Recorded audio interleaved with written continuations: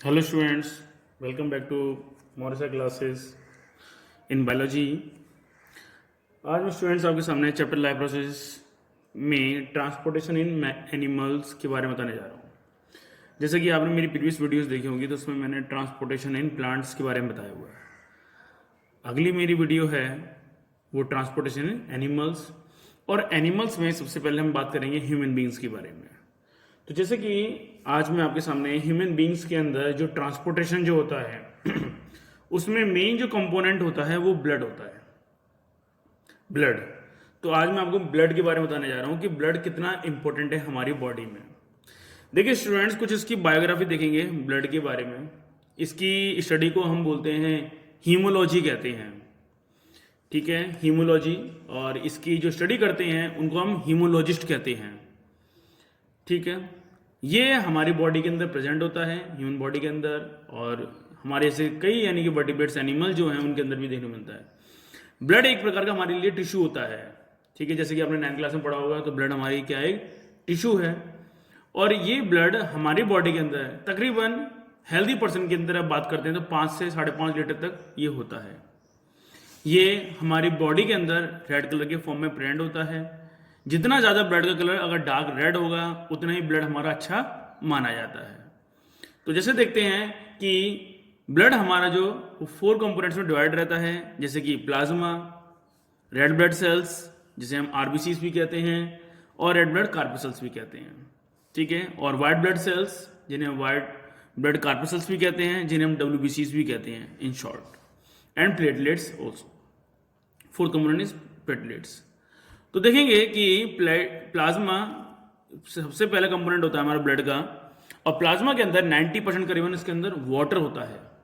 Water होता है, बहुत ही वाटर है, तो ऑब्वियसली बात है कि ये बहुत ही पतला होगा, और ये नॉन लिविंग इन नेचर का होता है ये, ठीक है, नॉन लिविंग इन नेचर का होता है। 90% इसके अंदर वाटर होता है, 10% इसके अंदर प्रोटीन्स मिलेगा, न्यूट्रिएंट्स मिलते हैं, रेस्पिरेटरी गैसेज मिलेंगी जैसे कि कार्बन डाइऑक्साइड, ऑक्सीजन, ठीक है, इस तरह की यानी इसके अंदर गैसेज वगैरह मिलती हैं। नेक्स्ट इज एक्सक्रीटरी सब्सटेंसेस, जैसे कि इसके अंदर like ammonia, urea, uric acid, creatinine, it also. And next is mineral ions. Mineral ions जैसे कि इसके अंदर sodium ion, potassium ion, calcium ion, magnesium ion, chlorine ions, hydrogen carbonate ions, phosphate ions, ये सभी। इसके बाद इसके अंदर एंजाइम्स और हार्मोन्स और एंटीबॉडीज के अंदर प्रेजेंट होती हैं। ये हमारा प्लाज्मा इस तरह से हमारी बॉडी के अंदर ही प्रेजेंट होता है, ठीक है। वैसे तो इसका कलर जो होता है येलोइश कलर का होता है, येलोइश पिगमेंट जैसा आपको कलर दिखाई देगा, यानी कि मतलब कि एक तरह से कह सकते हैं ये कलरलेस होता है, कोई पर्टिकुलर इसका कलर नहीं आता है, बट ये फिर भी हम कह सकते हैं कि येलोइश कलर का ये होता है। इसके बाद आते हैं ब्लड कार्पसेल्स पे, और ब्लड कार्पसेल्स में सबसे पहले हम पढ़ेंगे हम आरबीसीज के बारे में। इसका साइंटिफिक नेम होता है एरिथ्रोसाइट्स, जो कि आपने 9th क्लास में ही पढ़ रखा होगा इस ब्लड के बारे में। वैसे तो एरिथ्रोसाइट्स जिसमें आप देखेंगे कि इसका काम जो होता है ऑक्सीजन को ट्रांसपोर्टिंग करने का काम होता है, और इसी के अंदर ही हीमोग्लोबिन प्रेजेंट होती है। हीमोग्लोबिन जिसका काम होता है ऑक्सीजन को कैरी करके लेके जाना, क्योंकि हीम मीन्स क्या होता है, आयरन, और ग्लोबिन मीन्स होता है प्रोटीन।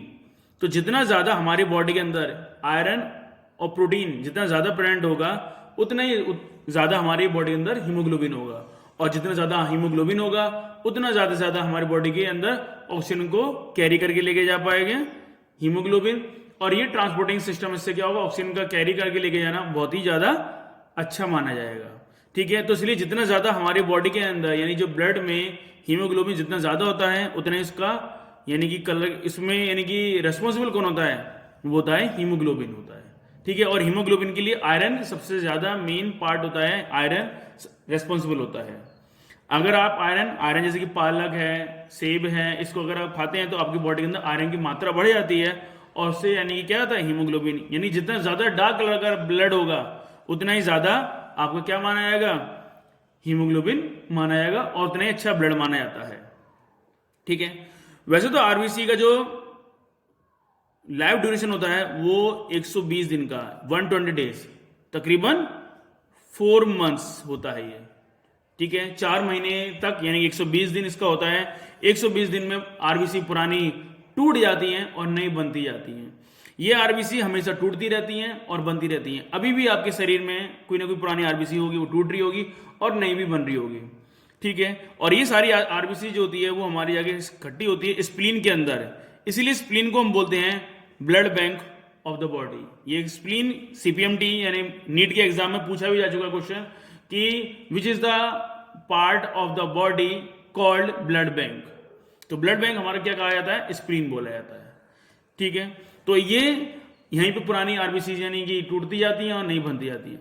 कोई कोई पेशेंट हो जाते हैं जो हीमो रेज जैसी प्रॉब्लम हो जाती है या ब्लड से इनकी रिलेटेड प्रॉब्लम हो जाती है, तो उनके अंदर आरबीसी टूटना बंद हो जाती है और नहीं बनती नहीं है, ठीक है। तो इस तरह से यानी कि उनको ब्लड यानी कि रिक्वायरमेंट रहती है, नए नए ब्लड की लेने की जरूरत पड़ती रहती है, ठीक है। नेक्स्ट आते हैं हम वाइट ब्लड सेल्स पे। वाइट ब्लड सेल्स जो होता है हमारा, इसको हम ल्यूकोसाइट्स भी कहते हैं, इसे हम वाइट ब्लड कार्बोसेल्स भी कहते हैं। साइंटिफिक नेम इसका ल्यूकोसाइट्स है। इसका जो यानी कि कार्यकाल होता है इसका, यानी जो लाइफ स्पेन होती है वो 3 to 4 डेज रहती है, 3 से 4 दिन तक रहता है ये व्हाइट ब्लड सेल। जैसे देखेंगे अगर आप, ये व्हाइटिश कलर की रहती हैं, इसलिए इसका व्हाइट कलर, इसका व्हाइट नाम होता है। और आपकी ये बॉडी के अंदर यानी कि क्या है, व्हाइट फॉर्म में रहेंगी और उसके ऊपर थोड़े थोड़े हल्के कांटे से इस तरह दिखाई देंगे। इसका आरबीसी की अगर बात करूं तो मैं इसमें ये इसका जो शेप होता है वो इस तरह से रहता है और यहाँ पे बीच में थोड़ा सा ये क्या हुआ, कर्व से रहता है ये, ठीक है। और एल्पेनलीबे टॉफी आती थी उसकी की तरह इसका शेप रहता है ये। व्हाइट ब्लड सेल्स जैसे हम बात कर रहे हैं तो इसके भी पार्ट्स होते हैं, व्हाइट ब्लड सेल्स के भी। ये 2 फॉर्म में होती है, ग्रेनुलर और अग्रेनुलर। और उसके अंदर भी पार्ट मिलते हैं आपको जैसे मिलेंगे मोनोसाइट्स और ल्यूकोसाइट्स, आपके लिम्फोसाइट्स। और इस तरह से यानी कि और ग्रेनुलर में मिलेंगे आपको बेसोफिल, इओसिनोफिल्स और न्यूट्रोसोफिल्स, इस तरह से ये, ठीक है। व्हाइट ब्लड सेल्स का जो काम होता है हमारे 3 से 4 दिन का इसलिए होता है क्योंकि ये हमारी बॉडी को कि ये इतनी अच्छी सेल्स होती हैं कि ये हमारी बॉडी को प्रोटेक्ट करती है डिजीज से, हमारी बॉडी को बचाने का काम करती है, बीमारी से बचाने का काम करती है। इसलिए से हम फाइटर ऑफ दी बॉडी भी कहते हैं, फाइटर सेल्स कहा जाता है इन्हें, हमारी बॉडी का व्हाइट ब्लड सेल्स को। तो इस तरह से यानी क्या है कि हमारी बॉडी को प्रोटेक्ट करने का काम करती है, बीमारी से बचाने का काम करती है। हमारे बॉडी के अंदर जो एंटीबॉडीज बनती हैं वो सिर्फ और सिर्फ व्हाइट ब्लड सेल्स के थ्रू ही बनती हैं।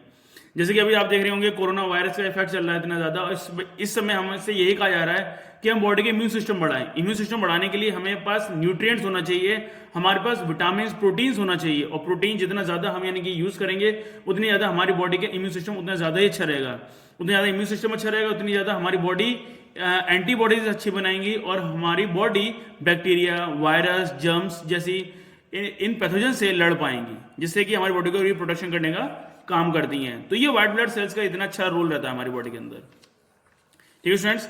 इसके बाद आता है हमारा फिर प्लेटलेट्स। प्लेटलेट्स यानी कि ये ऐसे लास्ट कंपोनेंट है जो कि हमारी बॉडी के अंदर ये क्लॉटिंग करने का काम करता है। जैसे कि अगर हमारी कभी चोट लग भी जाती है तो हमारी बॉडी में जैसे देखेंगे कि चोट लग जाती है तो ब्लड को फ्लो होने से रोकता है ये प्लेटलेट्स जो क्या करता है, ये ब्लड को क्लॉटिंग करने का काम करता है। और एक इस तरह से यानी कि क्या, ये प्लेटलेट जो होती है एक इंपॉर्टेंट रोल प्ले करती है हमारी बॉडी के अंदर और रिलीज करती है एंजाइम को, जो कि उस एंजाइम के साथ रिलीज करने के बाद, और ये जब भी जैसे हमारी बॉडी, जैसे हमारी चोट लग जाती है, इंजरी हो जाती है तो ब्लड निकलता है, तो ये क्या है कि एंजाइम रिलीज होता है और ये क्या करता है कि थ्रोम्बोप्लास्टिन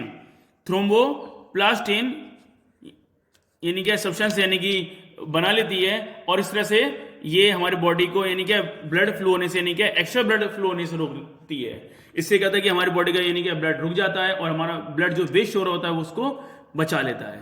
कभी कभी क्या होता है कि कोई एक्सीडेंट हो जाता है और हम इस हालत में नहीं होते हैं कि हम अपने ब्लड को रोक पाएं और ब्लड फ्लो होता रहता है और ज़्यादा ब्लड रिलीज होने की वजह से डेथ तक हो जाती है, तो ये उसमें हमारे यानी कि बहुत बड़ा काम करता ही है। तो थक्के से जमना यानी कि इस तरह से कहते हैं, प्लेटलेट्स कहा जाता है, ठीक है स्टूडेंट्स। तो कुछ इसके यानी कि देखेंगे, अब इसमें कुछ इसके फंक्शंस की हम बात करते हैं। जैसे देखते हैं कि हम इन ब्लड के फंक्शंस की हम बात कर रहे हैं, और कि blood carries oxygen from the lungs to different parts of the body. Blood का काम जो होता है, कुछ एक्स्ट्रा हम फंक्शन के बारे में बात कर रहे हैं, तो पूरे ब्लड की, तो ब्लड क्या करता है कि ऑक्सीजन को कैरी करता है हमारे यानी कि हार्ट से और है ना में लंग्स तक, यानी कि जो ब्लड जाता है, ऑक्सीजनेटेड ब्लड जाता है, ठीक है, डीऑक्सीजनेटेड ब्लड भी जाता है। तो ऑक्सीजन वाला जो ब्लड होता है वो ब्लड के थ्रू ही जाता है। तो अगर ब्लड ना हो तो हमारे बॉडी को पूरी जो ऑक्सीजन मिल पा रही है वो नहीं मिल पाती। तो सर सबसे बड़ा काम यही है। इसी तरह से कार्बन डाइऑक्साइड को भी लेके जाने का काम करता है ये, क्योंकि कार्बन डाइऑक्साइड जो हमारी सेल में से यानी क्या है, आफ्टर एरोबिक रेस्पिरेशन होने के बाद जो CO2 यानी कि डाल दी जाती है हमारे ब्लड में, तो वो उसको भी वापस लेकर के जाने का काम कौन करता है? कार्बन डाइऑक्साइड ही करता है ये। इसके बाद नेक्स्ट पॉइंट है आपके सामने कि blood carries digested food from the small intestine to all the parts of the body. तो जो हमारे नाम है, जैसे आपने देखा कि मैंने डाइजेस्ट सिस्टम के बारे में पढ़ाया था आपको, तो स्मॉल इंटेस्टाइन में जैसे ही आपने पढ़ा था, स्मॉल इंटेस्टाइन में विलाई के तक पढ़ा था, और विलाई से यानी जो सारा फूड एब्जॉर्ब हो जाता है और सारा वो ब्लड फूड है ना में एब्जॉर्ब होने के बाद वो सभी ब्लड के अंदर पहुंच जाता है। अब ब्लड के अंदर डिसॉल्व होने के बाद जहां जहां ब्लड यानी कि जब जाएगा तो सारा वो जो फूड पार्ट है, जितना सारा फूड मटेरियल्स है, वो सभी यानी कि ब्लड के थ्रू हमारी पूरी होल बॉडी के अंदर पहुंच जाएगा। तो ये सारा काम भी यानी कि ब्लड ही करता है। इसके अलावा हार्मोन्स, हमारी बॉडी के अंदर जितने सारे हार्मोन्स होते हैं, ठीक है, जैसे कि इंसुलिन हार्मोन्स है आपका, जैसे कि ठीक है, और प्रोजेस्टेरोन हार्मोन्स होते हैं, ठीक है, आपके एस्ट्रोजन हार्मोन्स हैं, टेस्टोस्टेरोन हार्मोन्स हैं, बहुत सारे यानी कि हमारी बॉडी के अंदर हार्मोन्स होते हैं जो ग्लैंड के थ्रू रिलीज होते हैं। तो वो यानी कि सारे जो हार्मोन्स होते हैं वो ब्लड के अंदर डाल दिए जाते हैं, ब्लड के अंदर डंप कर देती हैं ग्लैंड्स, और जहाँ जहाँ ब्लड जाएगा वहाँ वहाँ आपका यानी कि हार्मोन्स पहुँच चला जाएगा। इसके अलावा वेस्ट प्रोडक्ट जो होता है हमारी बॉडी के अंदर, जैसे कि हमारी बॉडी में से यानी कि क्या है कि जो हमने खाना ना खाते हैं तो उसके बाद हमारी बॉडी के अंदर जो वेस्ट मटेरियल बनता है, ठीक है, और ना फीकल मैटर भी होता है, तो वो सब यानी क्या है कि ब्लड के थ्रू ही, यानी कि जैसे यूरिया यानी कि यूरिन, टॉयलेट जैसे होता है हमारा, तो वो सारा यानी कि क्या है ब्लड के थ्रू ही यानी क्या है, ये भी सब है ना ट्रांसपोर्ट होता है। तो ये सब यानी क्या है फिल्ट्रेशन होता है ब्लड का भी। तो जितनी सारी हमारे बॉडी के अंदर जो गंदगी होती है उसको भी यानी क्या है ब्लड ही रिमूव करता है। इसके बाद नेक्स्ट पॉइंट देखेंगे आप, protect the body from disease. मैंने जैसे अभी आपको बताया भी था यहाँ पे वाइट ब्लड सेल्स के बारे में, तो ये हमारे बॉडी को यानी कि बचाने का काम भी करता है, ठीक है, बीमारी से बचाने का काम करता है ये, ठीक है। इसके बाद ब्लड रेगुलेट करता है हमारी बॉडी टेम्परेचर को भी, ठीक है। हमारी बॉडी के अंदर जो स्किन में हमारी जो छोटी छोटी कैपिलरीज होती हैं, उस कैपिलरीज की वजह से हमारी बॉडी जो टेम्परेचर होता है वो 37 डिग्री सेल्सियस रह पाता है। इसी वजह से हम वार्म ब्लड एनिमल्स कहे जाते हैं, ठीक है। इसके अलावा जैसे कि आप देखेंगे कि जब हमारा यानी कि जो ऑक्सीजन के साथ जब हीमोग्लोबिन जब मिलती है तो उसको कैरी करती है, तो इस कंडीशन में ऑक्सी हीमोग्लोबिन का फॉर्मेशन होता है। ये ऑक्सी हीमोग्लोबिन का फॉर्मेशन होता है, ऑक्सीजन प्लस हीमोग्लोबिन, और ये आरबीसी के अंदर मिलती है इस तरह से ये, ठीक है। और जब कार्बन डाइऑक्साइड मिलती है तो उसे बोलते हैं हम कार्बामीनो हीमोग्लोबिन। ये इतना बड़ा वर्ड है, ठीक है। और इस तरह से यानी कि ये बनाता है ये। तो ये CO2 के साथ यानी कि जब कार्बन हीमोग्लोबिन मिल जाती है तब, और ये जब ऑक्सीजन के साथ मिलती है तब, ये तभी यानी कि इस तरह से नए दो प्रोडक्ट का फॉर्मेशन करता है ये।